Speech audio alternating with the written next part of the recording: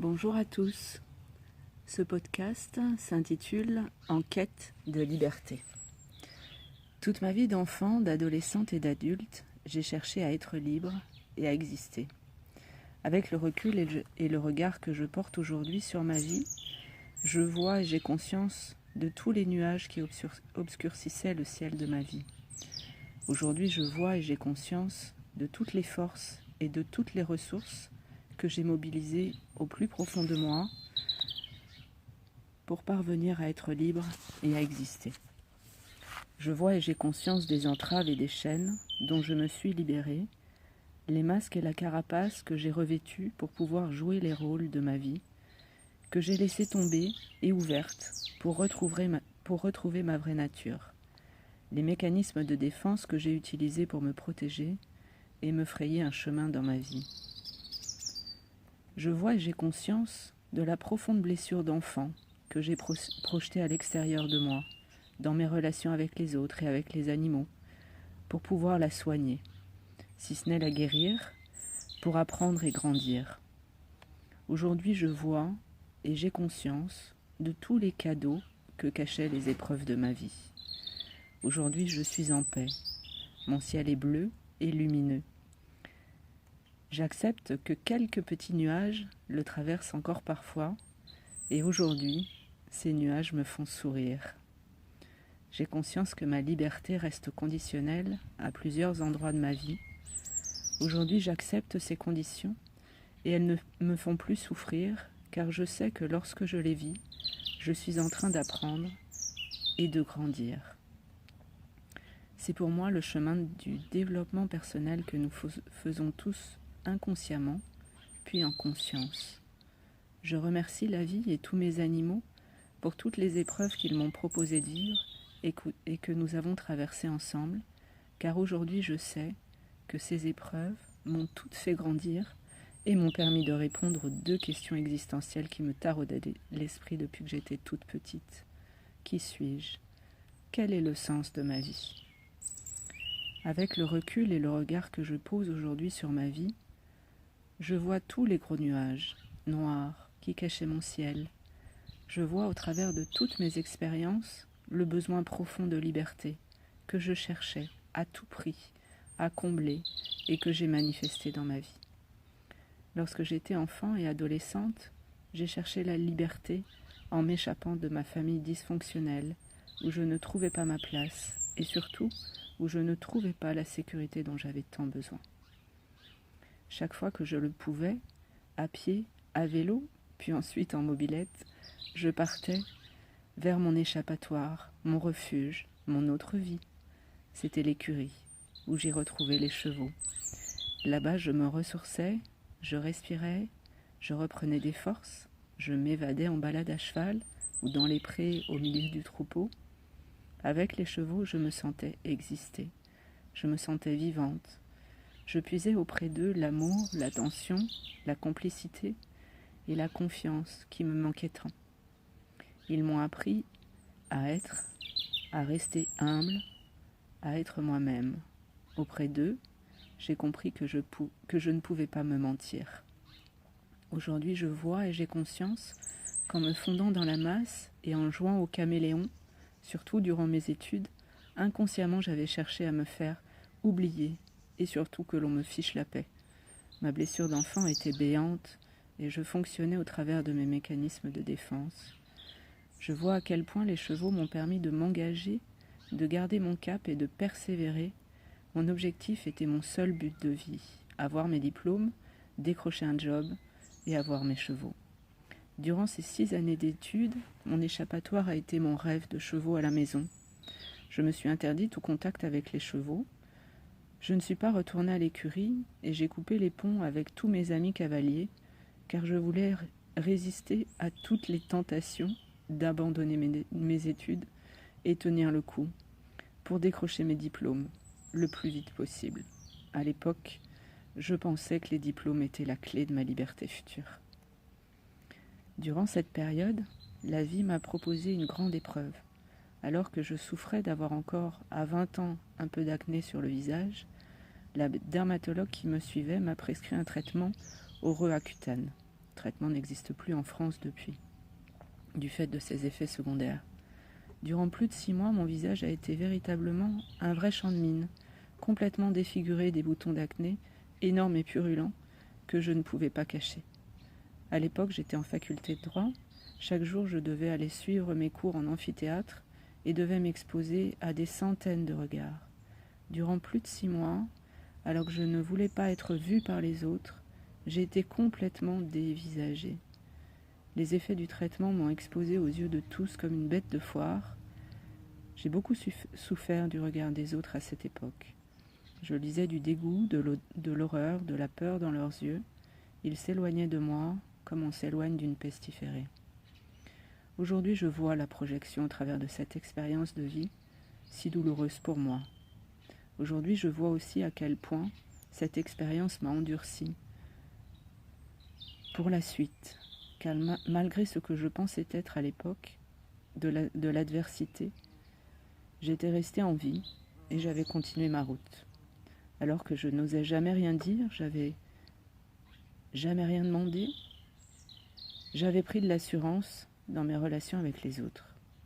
Alors que j'avais vécu en retrait, caché, au fil de toutes ces années, j'ai osé de plus en plus m'affirmer et m'exprimer. Je me souviens de mon tout premier stage professionnel. Ma plus grande hantise était de décrocher le téléphone pour faire des demandes d'informations, de documents ou de rendez-vous aux clients et aux administrations avec lesquels nous travaillons. J'étais tétanisée à l'époque. Je devais me préparer avant, en écrivant et en répétant ce que j'allais dire avant de pouvoir passer l'appel téléphonique. Je vois à quel point j'étais ligotée à cette époque, dans la peur. Cette affirmation m'a donné à vivre le revers de la médaille et dans mes expériences professionnelles suivantes. Comme je n'avais pas soigné ma blessure d'enfant, le trou béant de manque d'amour, car je n'en étais pas consciente. Je vivais dans l'insécurité, dans la peur d'être rejetée ou abandonnée. Ma quête de liberté était toujours aussi puissante.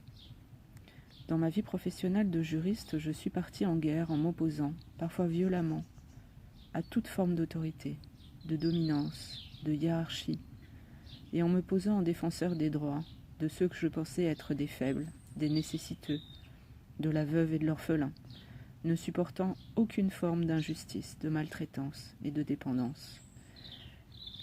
Je suis allée au front inconsciemment pour être reconnue et gagner le droit d'exister. J'ai lutté en n'hésitant pas à affronter plus grand et plus fort que moi, pour faire reconnaître mes droits, qui n'étaient en fait que mes besoins d'enfant, d'être aimé, d'être entendu, d'être reconnu et d'exister aux yeux des autres. Lorsque je luttais dans ma vie professionnelle, je croyais me battre pour une juste cause, notre droit d'exister professionnellement en tant que juriste dans un monde d'hommes de chiffres qui se voulaient être très puissants. Je voulais tant qu'ils nous reconnaissent, qu'ils reconnaissent nos qualités, nos talents, notre expertise. Au travers de cette lutte, dans cette guerre, je suis devenue moi-même maltraitante, autoritaire, violente envers moi-même et envers les autres. J'ai glissé de l'autre côté, du côté des bourreaux que j'affrontais depuis 10 ans. C'était insupportable pour moi. Je suffoquais dans ma vie. Ma vie n'avait vraiment plus de sens à cette époque-là.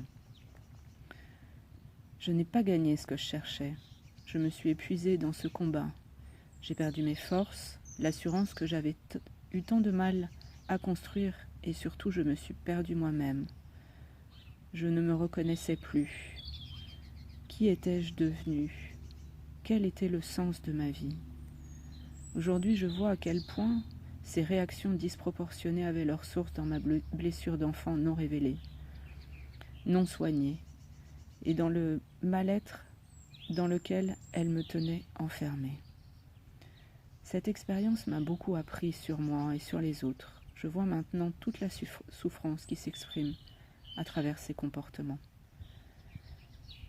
C'est l'accident que j'ai eu avec mon cheval Guetotov qui m'a réveillée et permis par la suite de prendre conscience de tous les cadeaux cachés. Je me suis réveillée d'un coup. C'était le fossé de trop, et surtout, le fossé à ne pas franchir.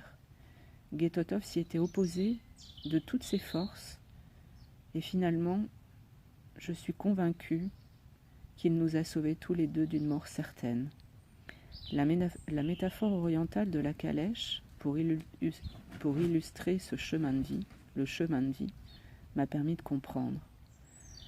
Jusqu'à la date de cet accident, j'avais vécu bloqué dans mes mécanismes de défense et mon scénario de vie.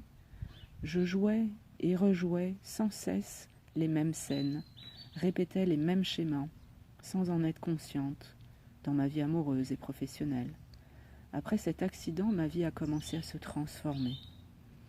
Peu à peu, je suis devenue de plus en plus consciente et j'ai pu commencer à soigner ma blessure d'enfant, voir et me libérer de mes mécanismes de défense, voir mes projections et surtout voir tous les cadeaux de la vie.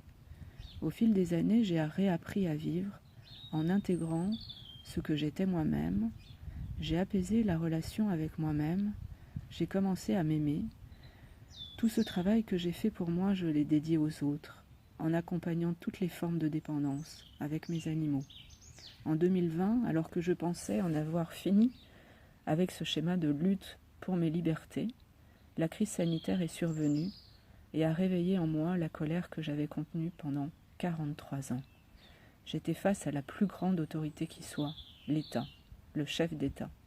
Je me retrouvais à nouveau dans la peau de cette petite fille qui doit se taire et faire tout ce qu'on lui dit.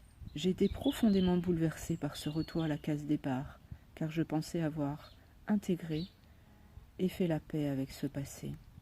J'ai dû revisiter mes blessures et redescendre en elles, encore plus profondément que précédemment. Et j'ai vu les deux options qui se présentaient à moi. La première option, je pouvais réagir. Je pouvais lutter contre ce qui se passait, me battre, comme je l'avais fait précédemment. Me battre contre ce que représentait l'autorité, lutter contre l'injustice, la privation des libertés, retourner dans le triangle infernal de Karpman, la victime, le sauveur, le bourreau. Là, j'ai vu un mur immense se dresser devant moi, un mur infranchissable. J'étais face à la plus haute autorité. J'ai compris que je n'aurais pas les armes suffisantes et surtout, j'étais forte de mon expérience professionnelle passée. Alors, s'est présentée une deuxième option, une seconde option. Je pouvais agir. Je pouvais voir la situation comme une opportunité de nouvelles transformations. Je pouvais transmettre tout ce que la vie et les animaux m'avaient appris. Je pouvais une nouvelle fois, comme en 2010, revenir à l'essentiel, à mes animaux, et réaliser mon rêve d'enfant. J'ai choisi la seconde option. J'ai choisi de transformer la situation en opportunité de grandir encore. C'est ainsi que j'ai créé la Voix des animaux pour être et vivre libre. Au travers de la Voix des animaux, je vous accompagne dans les pas des animaux à répondre à deux questions. Qui suis-je ? En suivant le processus d'ouverture, de conscience et d'apprentissage que j'ai moi-même vécu. Et que suis-je venu vivre dans cette vie ? En vous remettant au centre de votre vie, afin que vous aussi, vous puissiez réaliser votre rêve d'enfant et vivre en harmonie avec la vie. Le 1er mai 2022, je réaliserai mon plus grand rêve de petite fille. Guetotov, mon cheval, viendra vivre à la maison. J'en suis très émue. Aujourd'hui, j'ai retrouvé ma joie de vivre et l'élan de toutes mes envies. Je me sens à nouveau en vie, comme la petite fille de 4 ans que j'étais, qui montait sur le dos d'un poney pour la première fois. Alors je remercie la vie. Je ne pensais pas qu'un jour je remercierais aussi ma tante, qui durant les 20 premières années de ma vie, n'a eu de cesse de me rabâcher. Tu es un culte et tu le resteras. Aujourd'hui je souris et je dis merci Tati. Grâce à toi, j'ai trouvé ma plus grande force, le savoir. Merci à la vie de m'avoir donné cette soif intarissable d'apprendre, encore et toujours, pour pouvoir comprendre et intégrer les expériences de ma vie. J'ai enregistré ce podcast dans la nature, car c'est là que je vous attends, avec mes animaux, pour ouvrir la plus belle porte sur vous-même. Avec eux et dans leurs pas, je vous invite du plus profond de mon cœur à oser être et vivre libre.